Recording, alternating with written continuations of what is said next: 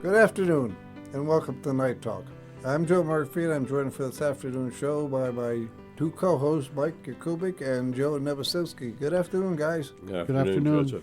Well, let's begin, as we always do, with our prayer to St. Michael. In the name of the Father, and the Son, and of the Holy Spirit. Amen. Saint Michael the Archangel, defend us in battle. Be our protection against the wickedness and snares of the devil. May God rebuke him, we humbly pray. And do thou, O Prince of the heavenly host, by the power of God, cast into hell Satan and all the evil spirits who prowl about the world, seeking the ruin of souls. Amen. In the name of the Father, and the Son, and of the Holy Spirit. Amen. Michael. So much going on. I tell you, first thing I got to do is I got to compliment St. Catherine Drexel and St. Elizabeth Ann Seton for the great food they put out for Super Bowl Sunday. I'm going to go over in a little bit on this. I went up to Catherine Drexel, and they were doing subs, and I got the Italian sub, and I got to tell you, normally when you get a sub, any one of the sub shops. Yeah, right. You always get the good hard salami, the Genoa salami. You get that. You usually get the capricola. And then they turn around and they throw ham in, cheaper cut of meat, Right. and a little bit saltier, and that way you get filled up. St. Catherine Drexel didn't do that. They had Genoa salami, capricola, and the large pepperoni. I'm talking nice. 3 good meats. Did they make these? Yeah, Or did they buy them? I don't know. I really don't. I didn't ask them, but they were huge. They were big. They had lettuce and tomato, the onions, the the pickle, whole the thing, pepper, all that, whatever you wanted to put on. So I wanted to thank them and congratulate them on a job well done. I really enjoyed it. I was eating it during the game, which turned out to be really nice. Yeah. And it was a good Sunday for me. I left Mass after the 8 o'clock Mass. Went over and dropped off some stuff because we're having a bingo, which will be over by the time you hear this. But we're having a bingo, so we're selling our bingo tickets in Brindle Hall.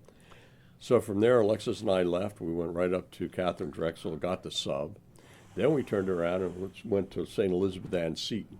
Now, I got to tell you, I told Alexis, I said, next year when we do this, God willing, I said, we're both going in.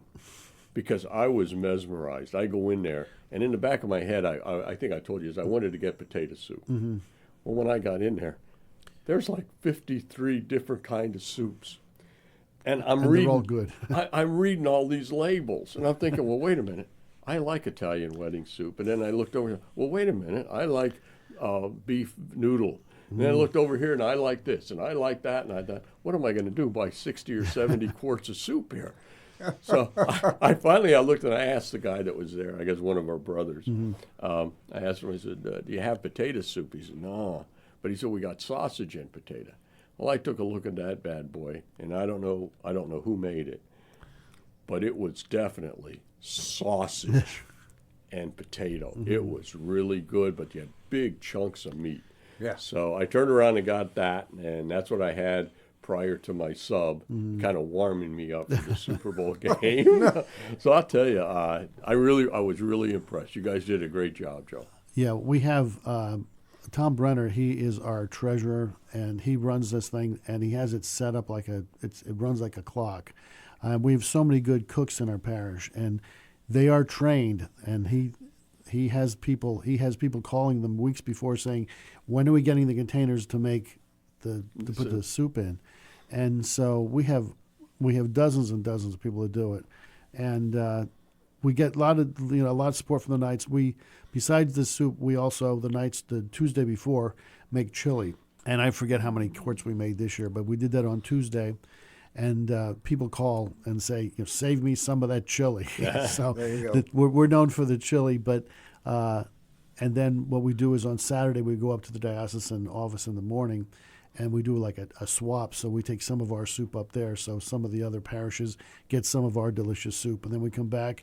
And then it's funny because on Friday night when the people dropped off their soup, some of them they dropped off their soup and then they bought soup right there. So, I mean, we sold like 60 quarts before we actually were supposed to start selling. So it was really an amazing, always is an amazing experience. Yeah, and I got to tell you, anybody out there that's listening, next year do it. Mark it on your calendar. And it surprises me that I think only 7 parishes in the diocese do it. It's for the Catholic Charities, and I'm disappointed. There's only 6 or 7 parishes that actually do this, and it's a fun, easy way to get money to Catholic Charities. Well, I know that we used to, and this a couple of years ago, I know that I think you guys brought soup to our area, and they would bring it down, and then we would sell it there. Naturally, everything was going back in. But I know we did that, and they haven't done that for a couple of years, and I'm sure it's probably we don't have the coordinator that we had back then, whomever it was. I really don't know. It really is an easy project to do, and for us, we ask for a $10 donation per court, and different churches, some ask for 8, some ask for 9. We're going for 10, and so every time it's really easy for people. But just about everybody got more than 1 quart, so people are getting at least 2. They're throwing a 20 in, but most people went out with 6 quarts of that. Yeah. We'd have boxes. We found a couple of years ago. Bags aren't good enough. We have to have bags there to put soup in, but we also have to have boxes because people are taking 5 or 6 quarts at a time. So it's a fun, easy way to get money for Catholic Charities. And I don't have the numbers yet, but I know we did really, really good, as we always do. And a lot of it has to do with the coordination of Tom Brenner and working with the people at the diocese to make it a success. Yeah. So I only got the 1 quart. I did give a donation, but mainly because Alexis doesn't eat soup out because she's allergic to MSG, and you just don't know. Yeah. When she buys canned soup or anything, or she makes her own, she doesn't put it in. Right. But she's always afraid of having soup. And I know she did taste it because she didn't get, I'm not going to lie, she did not get any of the potato and she did not get any of the sausage. Those babies were gone. But she did taste the broth, and just enough to get a taste of it because she does worry about that. But she enjoyed it. It was really good. Yeah, the people at our church like the variety that we have. We have so many different kinds of soup. I know my wife makes this soup that everybody likes, and it has spinach in it and sausage, and I don't know, I forget. It's an Italian wedding soup, I think I've heard. Yeah. Anyway, I don't like cooked spinach, so I don't like it. But we were there, and we were working it after the 4 o'clock mass, and people were like, "Where's your wife's soup?" So we ran out in the front, so I had to go back to the refrigerator to resupply. So, because my wife makes a whole lot of, I don't know how many quarts she made this year, but she makes more every year, and we still can't keep up with the demand. I think that's the thing that surprised me the most when I got in there. Like when I went up to get the sub, I knew my sub was ordered. I just walked in, grabbed it, thanked the guys for doing it, and left. And I told Alexa, I said, well, I'm going to run in real quick and get the soup. And then when I started reading all these labels, and I thought, everything looks good. So then it was a matter of picking the one that I wanted, and it's getting kind of tough. So, but it's well worth it. Yeah. And not to change gears on you guys, but since several months ago we changed the times of the week and days of the week that our show Night Talk airs. So I'm just going to put a gentle reminder out there that we now air Sundays at 2 in the afternoon, 2 p.m., and Wednesdays at 12:30. So change your calendars accordingly there, my brother Knights. Sounds good, Joseph. And talking about that, there's always things going on. Like I said, this will be airing during the time that we're doing our bingo. But I do want to make a thank you to our Columbiettes because they're going to supply the baked goods, and that way everybody can get some baked goods. And talking about bingo, I think we do. Our Columbiettes are having bingo on March 2nd, so there is time to get to that one. The Knights of Columbus will be working in the kitchen for that. We're going to have food at that. The Knights of Columbus will be cooking. So they're calling it a Mardi Gras bingo. I don't know what that means. I don't exactly know why it's called a Mardi Gras bingo, but it's going to be fun.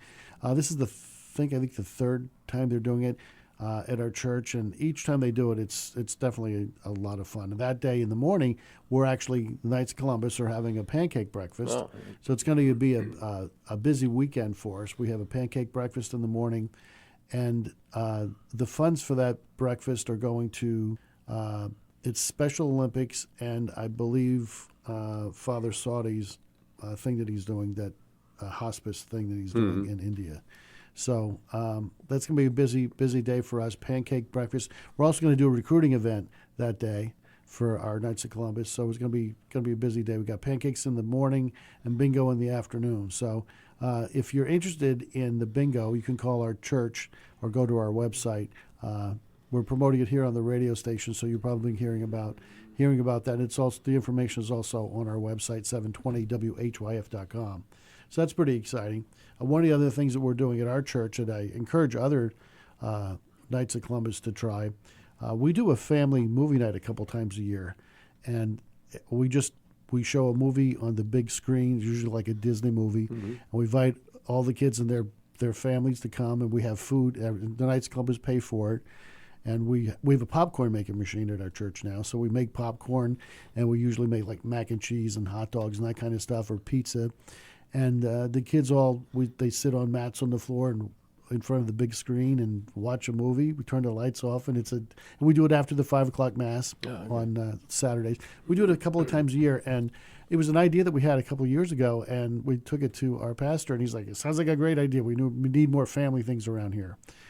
So it's been really successful. So it doesn't cost a little bit of money for the food, and the families really enjoy it. It's another way of paying it forward and getting the families of the parish and the kids involved in different programs. Yeah, it's really, and it's a really easy project to do. There's not a lot of preparation for it. So we're doing that on the 22nd. So if anybody, any Knights, any councils that want to have information about how we do it, contact me. I'd be happy to tell you how to do it. It's really easy. Yeah, we've been kind of lucky. We have, he's not brand new, but we have Dan who's been doing our youth groups. And he's doing a fantastic job. I'm kind of putting a plug in for him. He's really we got to get him on the air. Yeah, he gets in there and he gets the kids involved. And I mean, let's face it, that's all of it. And along those lines, just a tickler for the second half of the show, we're going to bring something up just a little bit later. All righty. With that, we're going to go to a break, and we'll be back right after these messages.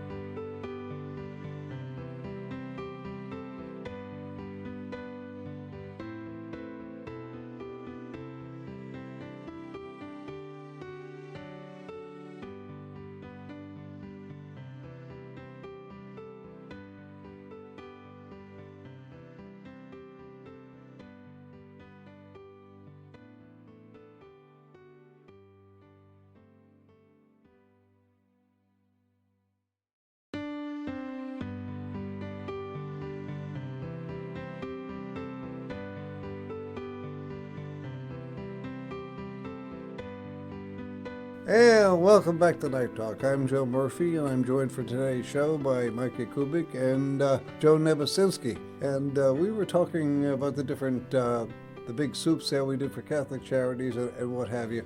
But it's amazing the stuff that's coming up.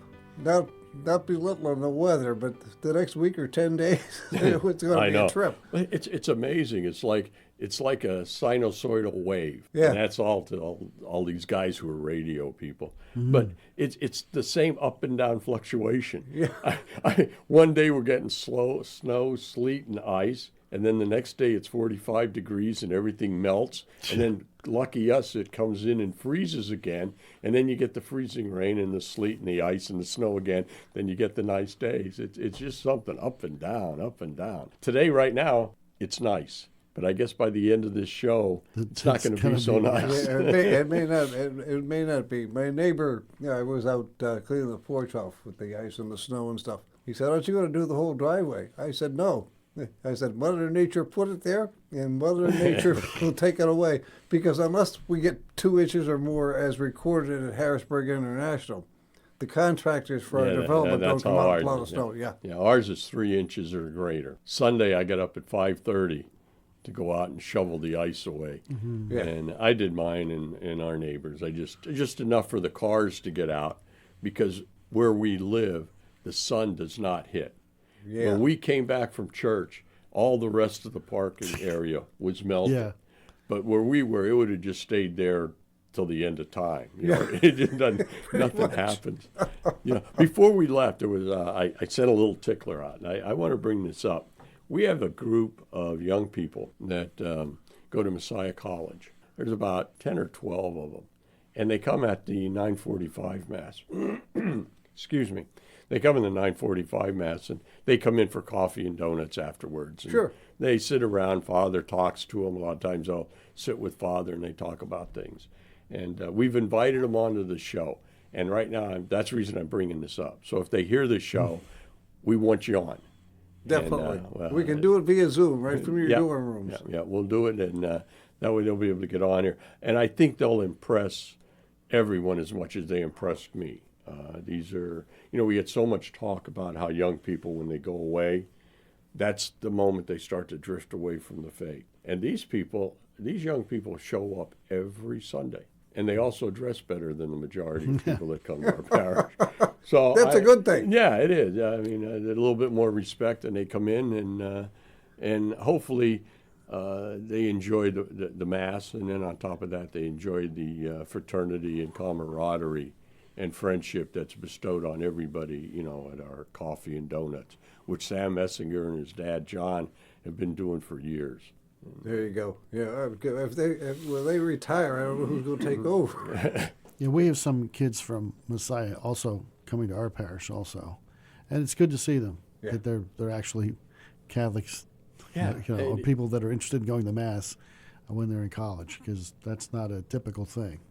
So. No, and I think, one of the other things that I really enjoy is, so we have so many of our parishes now, they broadcast at least the homily. If they don't do the whole Mass, they at least do the homily, put it up on Facebook.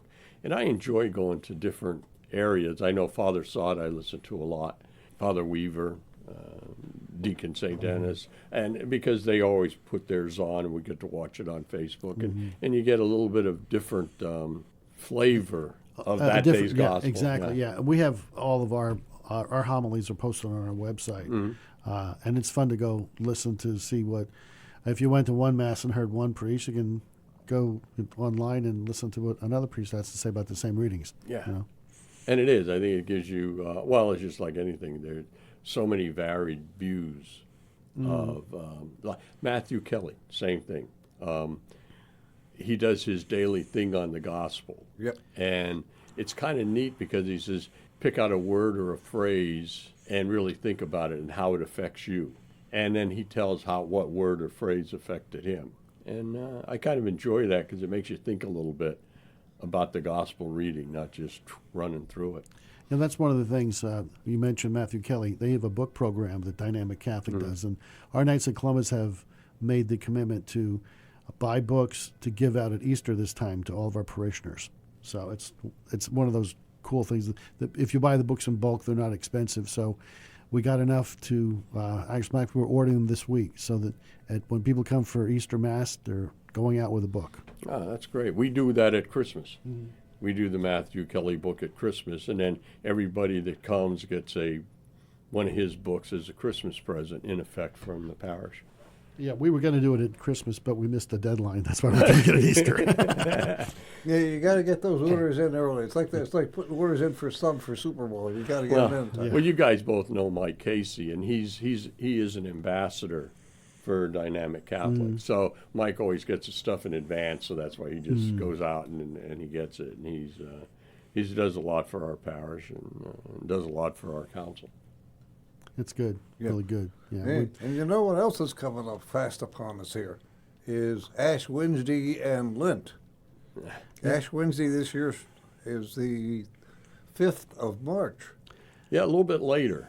Yeah, a little bit later than normal. I was just reading that Ash Wednesday, some people think it's a holy day of obligation, but it isn't. No. But it's one of the most attended masses of the year. Yeah, it's the only day of the year you can tell who the Catholics are in your area, because they're all walking around with ashes on their forehead. I remember having a priest tell me one time that anytime Catholics find out there's something free, they're going to get there. So you're going to get free ashes there. So that's why people show up. Oh, you guys are so bad. And the other thing is, not to change the subject, but daylight saving time starts 4 days later on the 9th of March. Yeah, I like light. I don't know. I like to see not get dark till 7:30, 8 o'clock, 8:30. I just wish they would just have a standard time. Yeah, one or the other. Yeah, I hate. I mean, it's nice in the autumn when you get that extra hour of sleep, but it's tough in the spring when you lose that extra hour sleep. Yeah. And that's like the old Indian that says he has trouble with the white man. He says, well, how come? He says, well, how come a white man cut off 2 inches off the one end of the blanket, sew it to the other end of the blanket, and think he has a longer blanket? Yeah, that's what It we do. doesn't Yeah, happen. that's what we do. Yeah. Yeah, I know. When I was a kid, you talk about Ash Wednesday. I always used to like to go to mass early, early before school. Then I had an excuse to come to school late. I went to public school, and then you got the ashes on your head all day long. Yeah. So it was cool because we came in late, with an excuse. Yeah, you We get went away to with mass. it. Yeah, And you're yeah. special on And top of that. Yeah. Yeah. So that was. And then, too, a lot of when fun. you go home, you tell Mom says, did you wash your face? Oh, no, Mom, I've got ashes. That's I right. can't do that, And then I figured, well, if I'm not going to wash my face, might as well not wash my hands. Right. Right. Right. Why not? Now, this is a guy thing. I know that all the girls out there go, oh, my God, don't say that. No, but it's a guy thing. Yeah. Yeah. Less washing is better. Yeah. That's like, But you know what? It's the little things like that you remember. I mean, Feast of St. Blaise or Candlemas Day. Yes. We had our throats blessed. I mean, it's and they, that's something you don't see anymore. I mean, I know that in our parish, Father gives a general blessing for St. Blaise Day, but Yeah. I kind of miss the days when they would You would use the walk up candle. and- And Remember they used to have candles that were bent? Yeah, And now that were- yeah. they Yeah, it was use like- two of them. They put a Two, ring and on it. it's like a V. Like they Yeah. put Yeah. But I remember when I was a kid, they used to have a special candle that was like Oh, yeah. shaped like a U, and then it had a handle on the back of it. Do you guys ever see those? No, the ones that Yeah, we it was had, they very just cool. crossed them. Yeah, when I was a kid, they had you. U-shaped candles that they put. It was very, very cool. I guess it depends on where you grew up, what area. Yeah, like you're up in the coal regions, Mike is, and Yeah. I'm up in the Scranton-Wilkes-Barre area. But yeah, there are a lot of similarities. Well, I think what it is, Joe, is Joe went to one of those richer parishes. they could afford the fancy candles. Oh no! All I know is I went to college and I came back. I guess about halfway through college, and they finally built their new building, and the new church was pretty spectacular compared to the old one. I mean, I got to say that, but yeah, they built a beautiful, beautiful new church. I'm talking about St. Ambrose in Schuylkill Haven, the Diocese of Allentown. Allentown. I was just going to say, it is about the far western reaches of the Diocese of Allentown, I think. Yes, yeah, right at the edge. Right at the edge. Yep. Well, that's one of the, getting to a little bit of the Knights thing, that's one of the problems that we have with the Knights. If you look at the northern tier of Pennsylvania, the churches are under the Diocese of Harrisburg, but the councils are under the Diocese of Scranton, because that's their region, is the Northeast region. That's crazy. They've Yes, never it changed. is. They've never changed it. But it's really hard and it's one of the problems that we have here with Quo Vadis, because the priests that go into Mount Carmel and Shamokin and Danville and Bloomsburg and Frackville, they come from our diocese. Yep. But the money that our councils in that area send, they send it to their region, which is in the Scranton diocese. Yeah. And That's you're talking about the RSVP program, Right. For Yeah, our seminaries and priests. yeah, and The Quo dioceses are Vadis. shaped really weird. Yeah, I mean, they really are, and it makes it a little bit tougher because when you're trying to run Quo Vadis and you need the money and you go to these councils and they say, well, we gave, to the other diocese. I say, well, yeah, but your priests come from this diocese, and Right, it's a little tougher to talk about. But the bottom line is the priests and seminaries get our support. We have about 2 minutes or so left here, guys, in the second half of the show. Any final thoughts or anything else you want to talk about? I want to encourage all the knights out there. If you're not communicating often with your pastor, you need to do it. I mean, we just in our parish we found out we were doing our basketball 3-throw contest, and we realized we wanted to do the Pledge of Allegiance with the prayer at the beginning, and I did the prayer, but we didn't have a flag. Our gym doesn't have a flag in it, so we went to Father and I said, "Can we get an American flag for the gym?" He said, "No." I said, "What?" He said, "I want 3 flags. I want an American flag and a papal flag for the gym, and I also want a papal flag for our church. We don't have a papal flag for our church." Okay. So I said, "No problem." So our Knights of Columbus are going to do that. I mean, we have good. money. That's one of the things we do. So yeah, make sure that you're in contact with your pastor, and that's something that we just thought of, hey, we don't have a flag in the gym, and so we're going to have flags in the gym now. Yeah, So there you go. good. It doesn't seem like much, but you're paying it forward in whatever way your council sees fit at that point in time. yeah, really. and that's one of those things. I think it shows two good things. If you don't ask, you won't know. Exactly. And it's the same thing about bringing a new member into the Knights of Columbus. Ask a fellow man and make him a fellow brother. There you go. Yeah. The old joke, why haven't you joined the Knights of Columbus? Nobody ever asked me. On that note, gentlemen, thank you for coming in and doing the show with me. Along with Mike Kubik and Joe Nevesinski, I'm Joe Murphy. Stay safe out there. God bless.